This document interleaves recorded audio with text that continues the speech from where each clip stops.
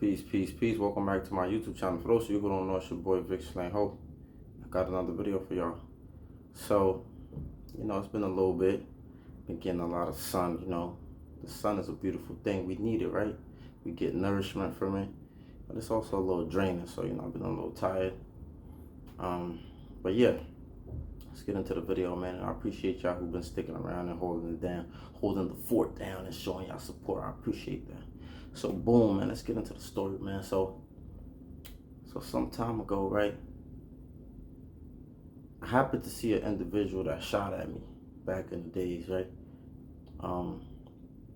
This dude was like all the way slipping, I'm saying, all the way. But before that, I feel like since I've been home, I only really seen probably like two individuals that I had run-ins back in the days, right? Other than that, I haven't really seen much people, and that's a good thing.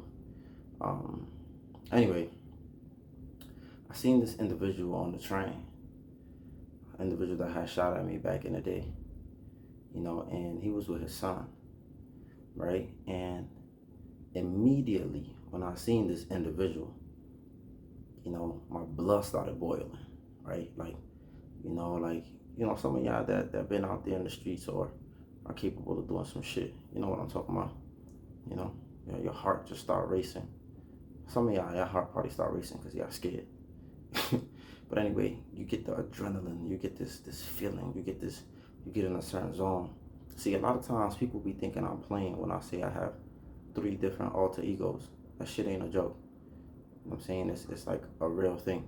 Like, in order to survive, in order for some people to cope with their traumas, in order for some people to just be able to walk outside and keep going, especially when they're dealing with PTSD or other type of traumatic situations, they oftentimes create somebody else. Oftentimes a lot of people that have been raped, they do that. They create, they lock themselves up. They either lock their child, the inner child of them, they lock it up because they're afraid of being hurt again. And a lot of people, a lot of boys who been kind of like harmed in the streets, they kind of like sometimes become somebody else. But anyway, I think like it's very common when people create alter egos for their own protection, or for the protection of the weaker person within them. So anyway, so when I seen this dude, it's like automatically it was 2009 all over again, right? And my other alter ego start to kick in, right?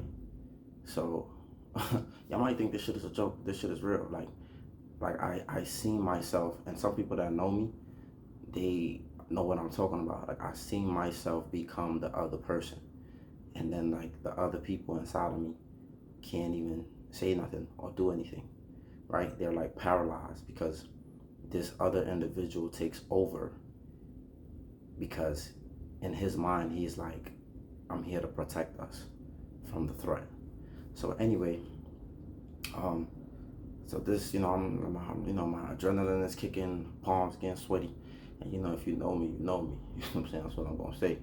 So I'm like, when you're in the streets and you see your ops, or you see people who at least you would consider an opponent or somebody who might have tried to cause you harm, your body kicks in to that defensiveness, right? And some people, they even go into attack mode. Like, I'm gonna attack first before, So anyway, I see this dude, and I remember we was trying to catch this dude for so long. Like, I remember, like, after that whole situation happened, like, we never seen this dude again. So I'm like, yo, look at this. Look at the irony of this shit, right? So I'm seeing, man, looking at this dude, right? I'm staring at him again, because I'm saying, like, I was just like, I feel like Abdul Hadi left the building. Vic wasn't even there no more. You know what I'm saying? So I'm like looking at this dude, right? And I'm just like, so you assess the situation, and part of assessing the situation is try to see if maybe perhaps this dude might have a weapon on him. I don't really think he had a weapon on him. His pants was like extremely tight.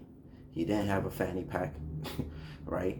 And yeah, it was kind of, like from what I seen, it didn't. Okay, I'm not saying that he didn't, but that's just something that you do, right? When you're planning to make your move, you kind of like I don't want to make it seem like I'm giving y'all tips, but this is just something that I usually do, right?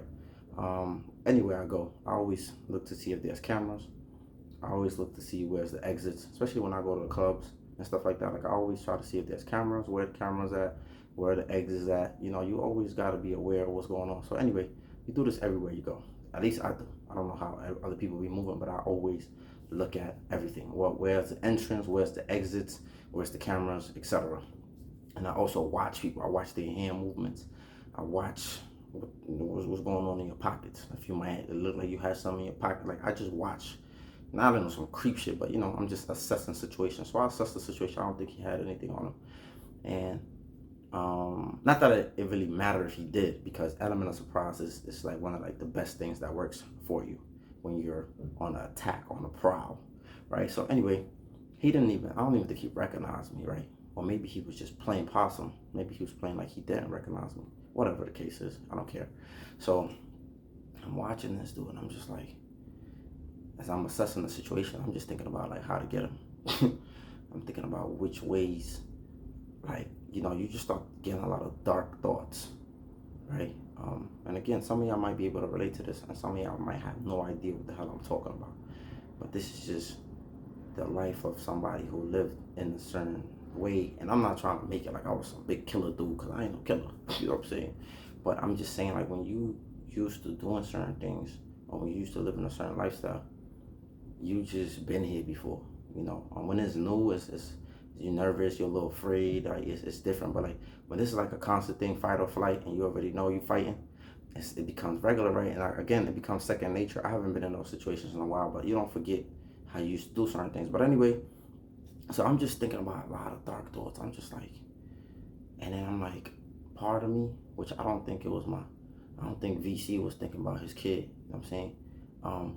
But I think like, yeah, like at some point, I think like the Muslim part of me was kind of like, yo, bro, like this shit happened a while ago.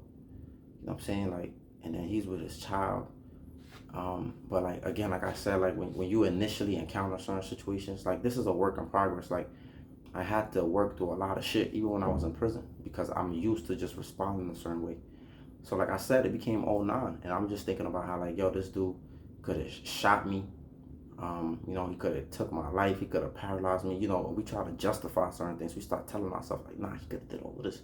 He could have did that. I could have been dead. I could have been, you know, you just start telling yourself things to kind of like amp you up to go do some shit because, you know, you see him with his child, but, you know, you want to not feel bad for the child.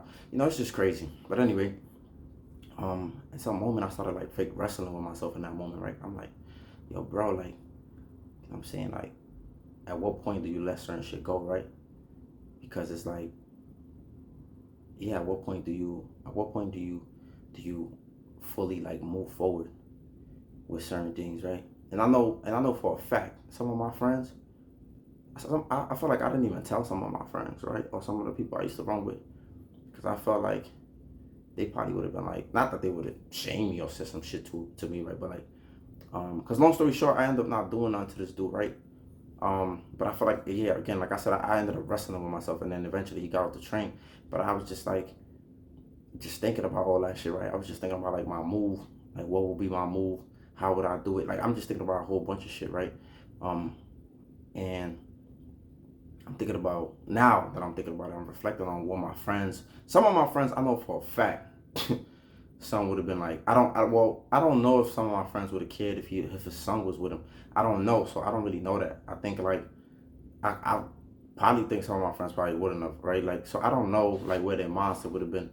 I don't know if they was that ruthless. I know I definitely rolled with some ruthless dudes, but I don't know if to what extent if they would just let that shit rock. Cause like I said, like we was looking for this dude, like we was trying to catch this dude for a while, and then the irony to like you be with your child, like, and this is the main message of this video. A lot of people, if you did dirt in the streets, you can't be walking around here like that shit just gonna vanish, you know. And again, I'm in a different place to a certain extent.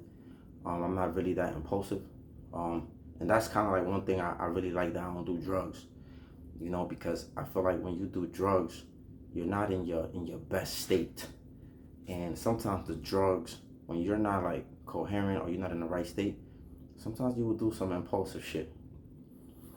So, excuse me. So yeah, I think like if some of my friends were there, or if they probably would have seen him, I don't know like how the outcome would have been. Also, I just think that like I'm glad, like I said, I'm glad that I don't do drugs, because drugs oftentimes lead people to do impulsive shit.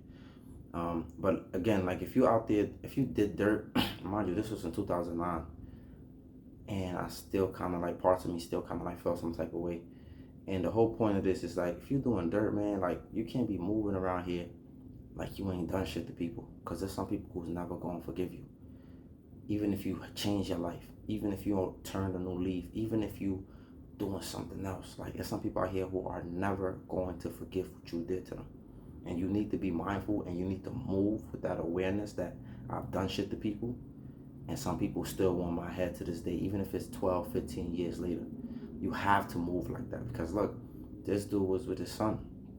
There's some people out there who not gonna give a fuck about that shit. They really not. They've been waiting for years to catch you, and they finally catch you. They're not gonna care about your son. We seen a video of a dude get killed with his daughter. Like, some people are not gonna care. So I think that's like my main message. Everybody not gonna have the growth. And I'm telling you, like, I'm sweating right now. Not about that, because it's kind of hot. But I literally, that's how I felt in that moment. And it was wintertime, and I felt like I was sweating. Was it winter, or it wasn't? I don't know. But it wasn't that cold. But yeah, like I literally was, you know, going through those emotions, right? So I just think like, yeah, like that shit you did in the street, man, that shit don't vanish. Some people might be able to overlook it, other people are not. And this is why I always move cautious, right? Because I'm not gonna sit here and act like I ain't do shit to people. And some people, even though I change, some people might never let that shit go. And I'm always mindful of that, and I always move how I move, because I gotta move that way. So the moral of the story is, man, all that shit you did in the street, man, that shit don't vanish. Be careful, be aware, and don't be putting your family in certain situations for them to get hurt. But let me know what y'all thoughts are. Like, comment, subscribe, shit. And y'all stay safe out there. And be safe when y'all be going to these cookouts, man. Because a lot of shit be happening at these cookouts. Stay blessed. Peace.